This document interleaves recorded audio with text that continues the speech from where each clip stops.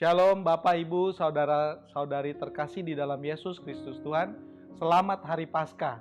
Pagi hari ini saya beserta istri Cecilia, Abigail, Annabel, dan juga Aaron akan berbagi tentang kuasa kebangkitan di dalam keluarga, di mana saya merasakan sekali 1 tahun yang lalu saya mengalami di mana keluarga kami tergoncang. Ya, baik dalam kondisi kesehatan saya secara pribadi, saya mengalami sakit COVID. Di situ saya mengalami titik di mana saya benar-benar berserah kepada Tuhan. Karena kita tahu bahwa penyakit COVID atau virus COVID ini tidak ada obatnya. Di situ saya mengalami kebaikan Tuhan, di mana anak-anak saya dari Abigail, Annabel, dan Aaron berdoa berserta istri saya dengan bercucuran air mata.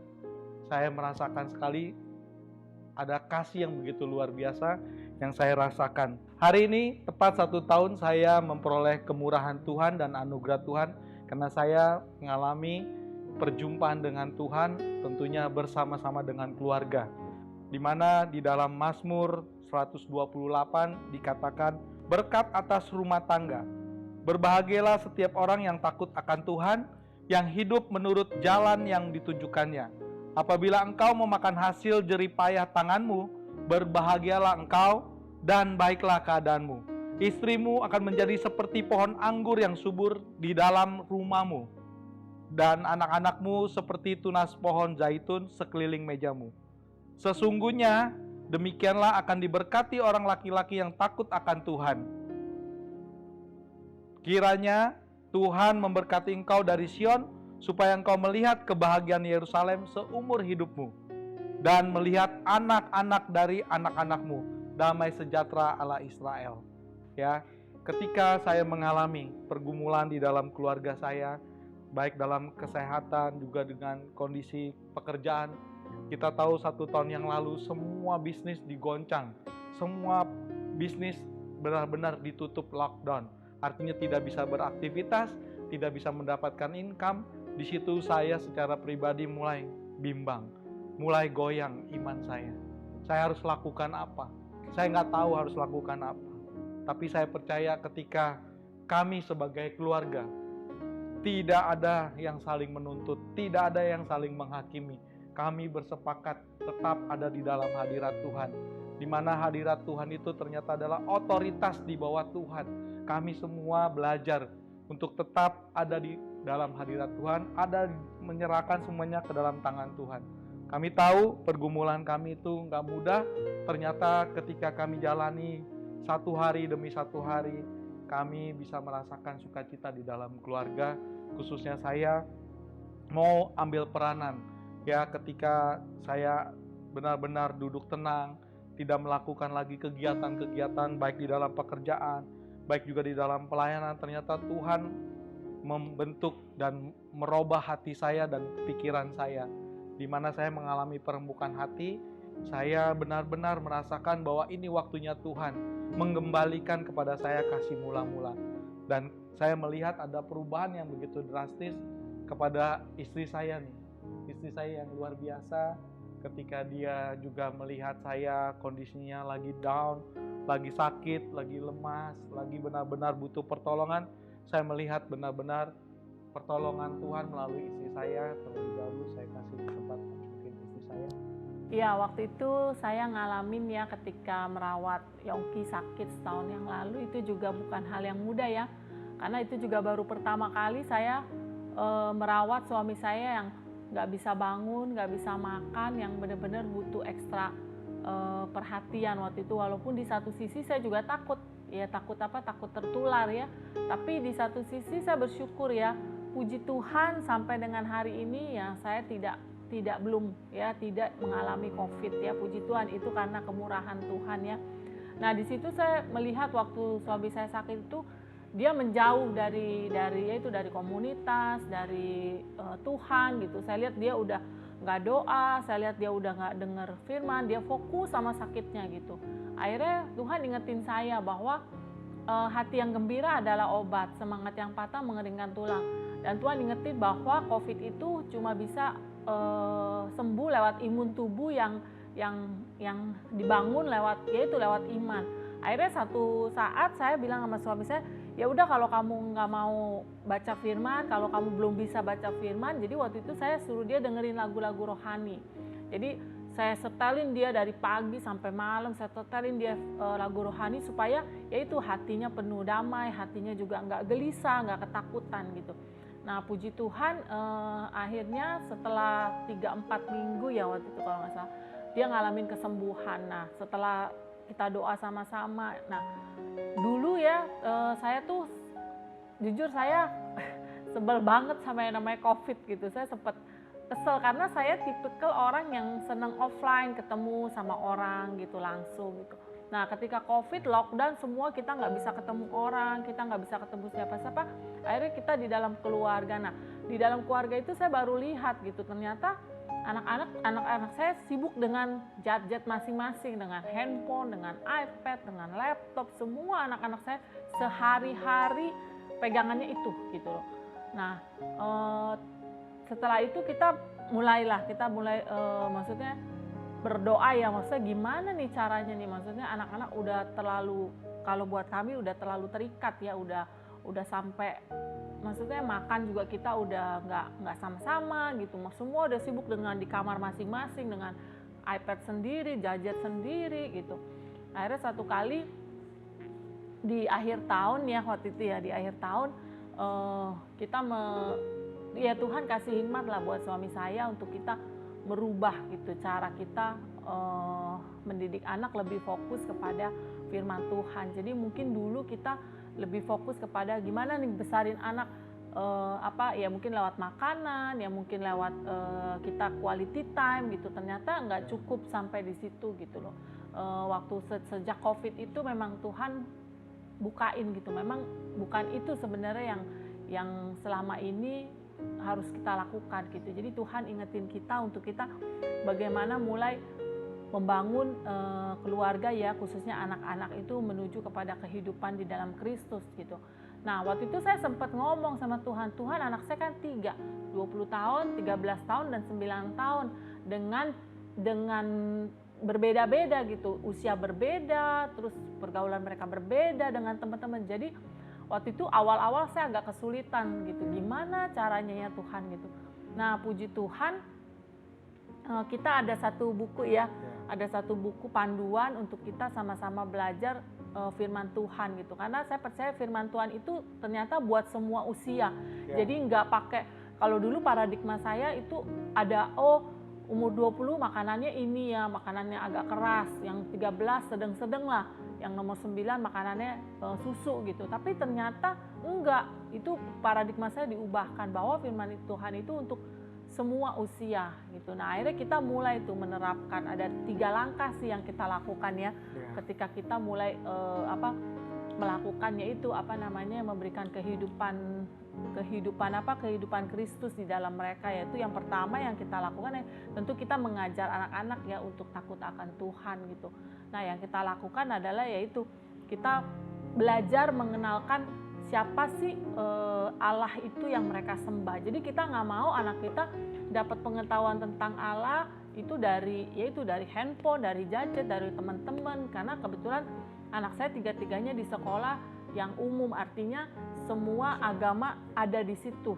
Jadi mereka bisa tahu yang Muslim, yang Buddhis, yang apa gitu. Mereka tahu, bahkan yang kuliah anak saya sampai diajarin juga gimana agama lain lah yang di luar yang kita percayai gitu. Nah, justru kehidupan di dalam rumah itu yang menentukan gitu. Kalau anak-anak di luar mereka bisa terima kebenaran yang dari luar. Nah, kita nggak mau sebagai orang tua kebenaran itu harus kita bawa dari rumah. Artinya mereka harus terima kebenaran itu dari firman Tuhan, bukan dari pembenaran orang atau orang bilang ini, orang bilang itu, enggak.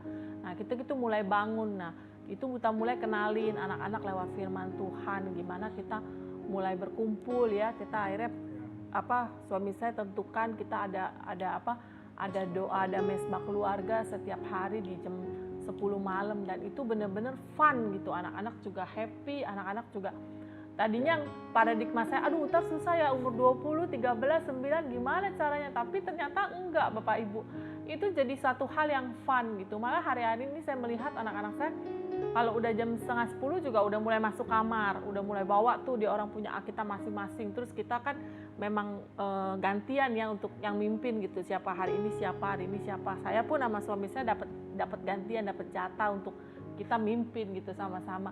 Dan itu ternyata fun ya, lucu gitu. Maksudnya bukan hal yang berat gitu. Dan itu kita sudah lakukan ya. Puji Tuhan sampai hari ini mereka belum pernah bolong, artinya mereka terus semakin antusias dan mereka mengenal siapa Allah yang mereka sembah. Karena kita kasih tahu mereka Tuhan itu ada di mana aja, artinya Tuhan itu beserta kita. Jadi apapun yang kalian lakukan, Tuhan pasti ada. Ketika kalian juga sedang sekolah, ketika kalian sedang nonton, sedang main, sedang apa, dimanapun Tuhan itu ada. Nah itu yang kita kasih mereka kesadaran bahwa itu Tuhan ada gitu. Jadi apapun yang mereka kerjakan, Tuhan ada bersama-sama mereka. Di langkah kedua, apa yang kami lakukan bersama-sama adalah tiap hari kami mengajarkan anak kami ada di dalam kebenaran firman Tuhan. Ya, selalu kita diingatkan melalui firman di dalam Ulangan 6 ayat 6 sampai dengan 7, di mana kami berulang kali mengingatkan ya, sehingga mereka mengerti. Bahkan mereka juga bertanya, kenapa sih Dad harus berulang-ulang? Kenapa kita harus berulang-ulang baca firman? Saya cuma bisa kasih jawaban kepada anak-anak saya. Kalau kamu makannya juga berulang-ulang, supaya apa? Kamu ngalamin pertumbuhan.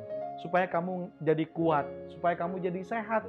Nah, kalau Dedi hanya kasih makanan jasmani, ya, kamu hanya cuma besar, tapi nggak takut akan Tuhan. Tapi ketika kamu tahu kebenaran firman yang kamu dapat, kamu makan, kamu renungkan, kamu benar-benar hidupi, firman ini yang akan menuntun setiap langkah kamu. Sehingga kehidupan kamu pun juga akan diberkati. Ya, kalau dulu Dedi ya tidak mengenal yang namanya kebenaran firman Tuhan. Tapi hari-hari ini Dedi dan Mami mau ambil tanggung jawab untuk lebih lagi konsisten ya mendidik anak-anak Dedi, yaitu Abigail, Annabel, dan juga Aaron, supaya Aaron benar-benar mengerti apa yang kami ajarkan, tentunya lewat diskusi, bukan hanya satu arah. Kalau diskusi adalah kita bertanya jawab, bahkan kami melakukan apa? Kuis. Ya, ada kuis begitu banyak pertanyaan-pertanyaan. Ada nomor 1, nomor 2, dan nomor 3. Kami sungguh diberkati ketika ada pertanyaan, ternyata ya Bapak Ibu Saudara terkasih, ya saya diberkatin, istri saya diberkatin. Kenapa? Anak kami kasih jawabannya beda-beda. Karena apa? Karena mereka adalah unik. Ya, mereka pun dipakai buat kami untuk kami bisa mengerti apa yang mereka dapatkan. Ya, kami tidak mengajarkan harus pendapat kami yang paling benar. Kami orang tua juga mau belajar daripada anak-anak kami. Dan di sini juga kami melakukan quality time. Jadi kami menikmati di mana sebelumnya sejak kami punya kamar masing-masing, kami sendiri eksklusif, kami tidak ada lagi komunikasi di malam hari. Tapi tadi yang dikatakan istri saya, setiap jam 10, bahkan anak saya yang paling kecil ini jam 21.30 dia udah masuk ke kamar, bawa semuanya segala macam, udah panggil-panggilan. Dan sekarang diikuti oleh siapa? Cicinya yang paling besar. Cicinya lebih duluan lagi sekarang masuk. Akhirnya Cecenya juga ikut masuk duluan. Akhirnya apa yang terjadi? Bapak Ibu, kami menikmati satu ranjang, bisa kita mesbah keluarga itu benar-benar padat merayap. Ya, kita dorong-dorongan. Disitulah asiknya ya keluarga kami yang terus menghidupi firman. Ternyata ketika mereka juga melihat tentunya keteladan daripada saya dan istri.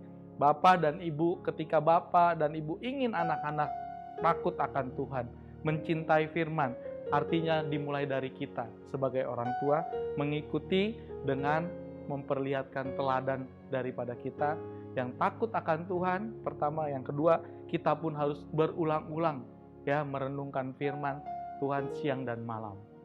Langkah ketiga, menuntun anak-anak menuju kehidupan di dalam Kristus. Langkah ketiga yang kami lakukan adalah mengajarkan kasih dan kepedulian kepada sesama. Ini nggak bisa dimulai dari luar. Ya, sekali lagi, Bapak Ibu, nggak bisa dimulai dari luar. Dimulai dari rumah. Dimana ketika anak kami bertiga ini adalah saudara, saya sebagai ayah dan istri saya sebagai ibu mengajarkan berulang-ulang. Artinya memberikan ya saling kepedulian satu dengan yang lain, agar mereka saling mendukung. Dan yang paling penting juga adalah saling menghormati. Dan di dalam firman Tuhan tertulis dengan jelas ya, di dalam Filipi 2 ayat 7, melainkan telah mengosongkan dirinya sendiri dan mengambil rupa seorang hamba dan menjadi sama dengan manusia. Ini kami ajarkan ketika satu dengan yang lain belajar dari keteladanan Yesus. Ia seorang raja, tapi ia turun menjadi hamba ke dunia dan mengambil rupa seperti manusia, artinya menjadi teladan. Ya, Yesus itu bukan hanya berbicara, tapi Yesus melakukan apa yang dibicarakannya atau diperkatakannya atau apa yang diajarkannya. Jadi dimulai dari sesama adalah kita sebagai orang tua. Ya, kami menikmati sekali ketika tidak ada asisten rumah tangga, dapur di rumah kami itu penuh. Kenapa penuh? Karena kami semua ambil bagian. Ada yang cuci piring, ada yang juga beres-beres meja makan, ada semua yang kita lakukan adalah secara bersama-sama. Karena apa? Ini adalah bicara saling menghormati. Dan saya percaya ketika kita sama-sama menjadi teladan di dalam keluarga, itu akan menjadi gaya hidup. Ya, di sini nanti teman-teman, Bapak, Ibu, Saudara, Saudari terkasih bisa melihat dan juga realita daripada keluarga kami. Jadi apa yang kami bagikan adalah ada hal-hal di mana kami mungkin mengalami kegagalan, tapi kami tahu ketika kami ada bersama Yesus, kami dibawa kepada kemenangan demi kemenangan. Ya, Bapak Ibu, sekarang nanti anak-anak akan sharing apa yang mereka alami ya, ketika kita sama-sama mempraktekkan 3 langkah ini menuntun anak-anak ke dalam menuju kehidupan di dalam Kristus. Jadi sebelum mereka menerima pengajaran ini, sebelum kita mulai praktek dan sesudahnya, mereka akan sharing apa yang mereka alami. Ya, dari dulu yang kita kalau baca firman sendiri-sendiri, sekarang kita bikin mesbah keluarga, kita baca sama-sama ya. Yang dulu mereka sangat terikat dengan game, dengan gadget, akhirnya sekarang mereka sudah mulai bisa menguasai diri mereka untuk mereka juga bisa pakai menggunakan sesuai dengan kebutuhan ya tentunya ya. Nanti dimulai dari anak saya yang besar, yang kedua dan yang ketiga. Kalau dari aku, yang aku alamin sebelum ngelakuin mesbah keluarga itu, dulu tuh keluarga kita sebenarnya sering jalan bareng, tapi itu cuman paling kalau makan bareng sama kalau keluar ke mall gitu sebelum COVID. Dan itu tuh spend time-nya tuh buat jalan-jalan, buat refreshing, buat senang-senang. Tapi kalaupun kita makan juga masih ada yang main HP gitu loh kalau makan di luar. Jadi kayak menurut aku keluarga kita tuh dekat, tapi nggak dekat secara rohani dan emotionally itu nggak terlalu dekat gitu loh. Tapi setelah kita sharing bareng, baca firman setiap hari, awalnya juga aku pasti kayak mikir, aku umur 20 tahun tapi kok masih mesti setiap malam baca firman sama keluarga gitu kan. Tapi setelah aku jalanin justru aku bisa tahu adik-adik aku tuh ada mengalami apa, ada kesusahan apa, lagi sedih atau gimana tuh aku bisa tahu dari mesbah keluarga di malam-malam itu. Jadi lewat mesbah keluarga aku mengalami banyak hal banget sih, gak cuma buat aku tapi buat keluarga juga gitu. Jadi sebelum mesbah keluarga tuh aku merasa males banget untuk baca Alkitab, soalnya kan walaupun Alkitab tuh sangat berguna untuk kita supaya bertumbuh secara rohani, aku merasa kadang-kadang agak membosankan yang ada dalam Alkitab. Tapi ternyata pas kita baca Alkitabnya bareng sama keluarga itu seru, soalnya di buku yang kita pakai ada pertanyaannya, terus kita bisa main bareng-bareng sekalian baca Alkitab. Jadi walaupun kita tetap belajar dari firman-Nya, bisa belajar dari tokoh-tokoh Alkitab, kita tuh tetap nggak bosan, nggak ada yang same basic plain gitu tuh nggak ada. Setiap hari tuh beda-beda ceritanya, nggak ada yang diulang, dan kita bisa belajar dari berbagai hal yang ada dalam Alkitab dan bukunya juga. Sebelum saya mesbah keluarga, saya tuh keterikat game, benar-benar keterikat. Saya pernah bilang ke papa saya, "Pak, saya tidak keterikat game, saya tidak keterikat game." Lama kemarin besoknya saya kecemplung HP saya di toilet. Lama saya langsung bilang, "Pak, aku keterikat game, aku keterikat game." Lama papa saya dia punya pilihan untuk marah atau tidak. Nah, dia nggak marah tapi dia bilang sesuatu kepada saya. Nah, dia bilang, kamu itu harus belajar dari kesalahan kamu. Nah, sekarang kamu harus lakukan sesuatu untuk aku. Nah, itu untuk membaca Alkitab setiap hari, menjurnal, saat teduh, bersaksi. Gitu. Ya, Bapak Ibu, saudara-saudari terkasih, tadi anak-anak saya udah share apa yang mereka dapatkan sebelum dan sesudah mereka ada di dalam mesbah keluarga ya. Kami bersyukur yang tadi saya sudah mention bahwa sebelumnya saya sangat sebel, sangat marah dengan corona, tapi hari-hari ini justru saya sangat bersyukur ya, karena lewat corona kita sama-sama bisa bertumbuh ya di dalam firman, di dalam iman kita kepada Tuhan, dan itu saya sangat-sangat bersyukur karena mungkin kalau nggak ada corona kita nggak mungkin punya waktu setiap hari karena anak saya kuliah, yang satu sekolah, jadi untuk ngumpulin satu waktu aja itu agak sulit ya Bapak Ibu saudara sekalian. Tapi saya bersyukur hari-hari ini kita sangat menikmati kebersamaan kita sangat menikmati quality time kita, bukan hanya yang tadi anak saya katakan, bukan hanya ketika makan kita merasa kita memang deket, tapi kita nggak deket banget secara spirit, kita nggak deket banget secara hubungan gitu.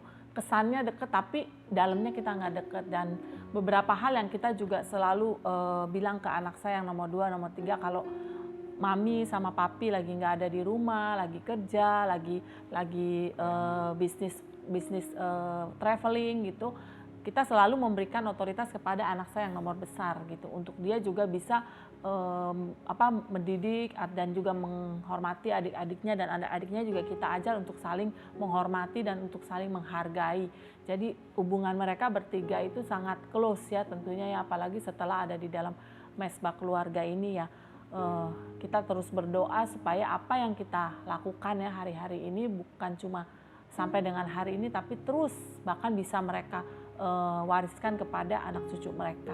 Ya, Bapak Ibu, saudara-saudari kasih, sebentar kita akan tayangkan sebuah video di mana ketika kita sedang mesbah keluarga, tiba-tiba anak saya yang kecil mendoakan kakak-kakaknya untuk mereka juga bisa terbebas dari gadget ya. Jadi gadget itu hanya dipakai untuk kebutuhan, bukan keinginan atau untuk mengisi hari-hari mereka sehari-hari gitu.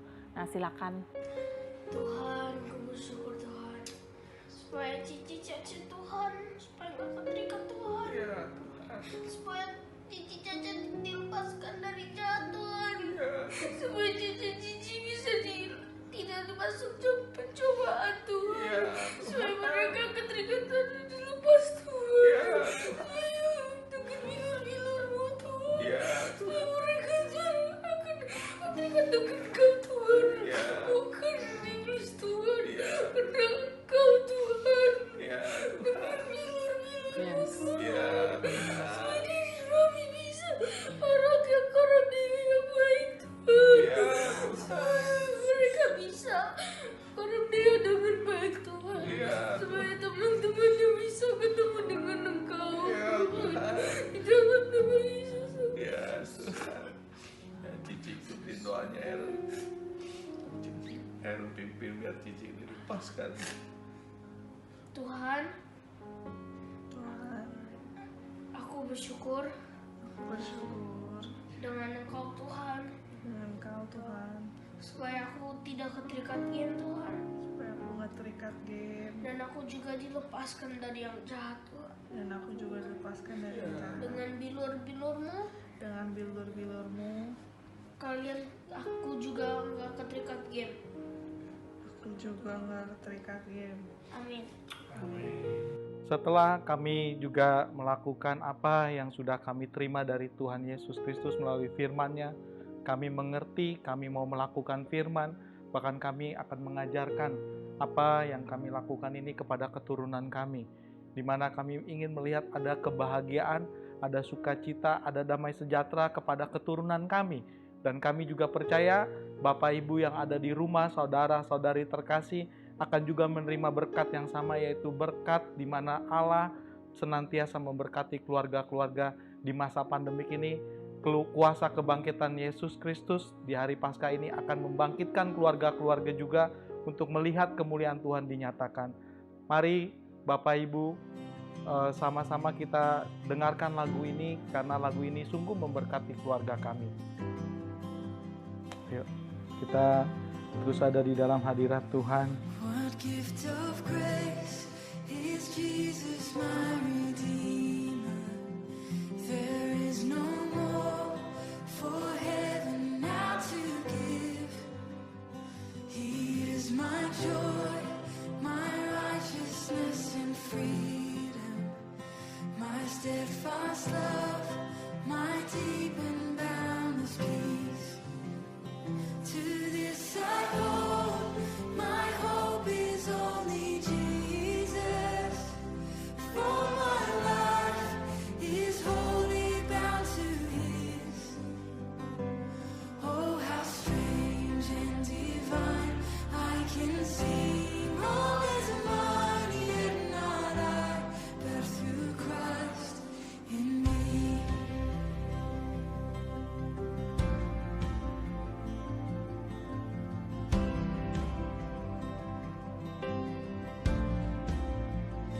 The night is dark, but I am not forsaken.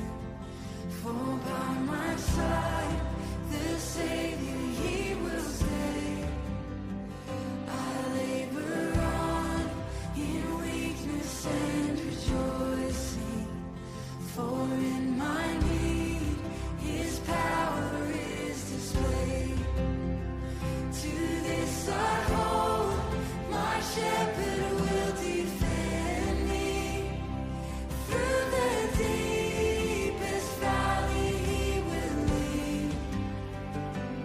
Oh, the night has been won, and I shall overcome, yet not I, but through Christ in me.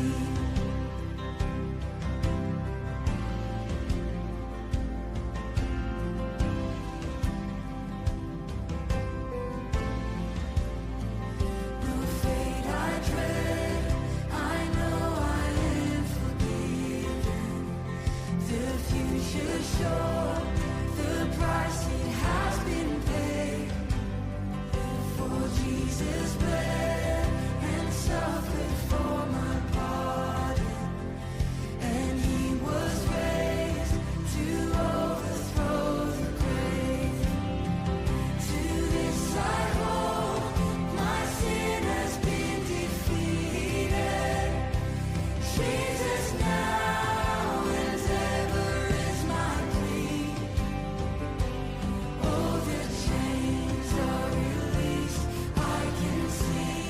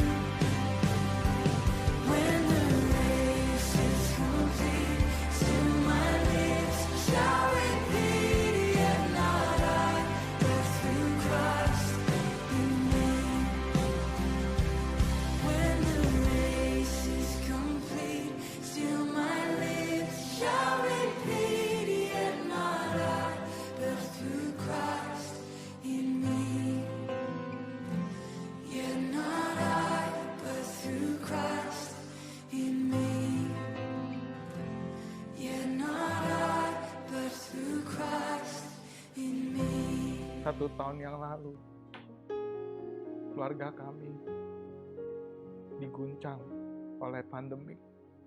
Istri dan anak-anak hamba nangis di hadapan Tuhan. Mereka bercucuran air mata, berdoa buat hamba.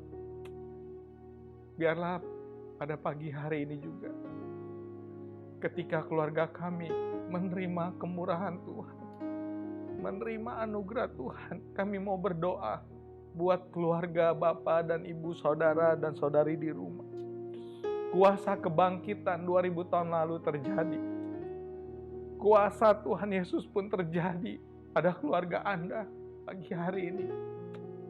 Kami percaya ketika kami menyadari bahwa Kristus di dalam keluarga kami, bahwa Kristus Yesus selalu bersama-sama dengan kami.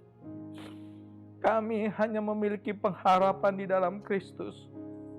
Hidup kami terus terikat kepada Engkau, yaitu Yesus Kristus Tuhan kita.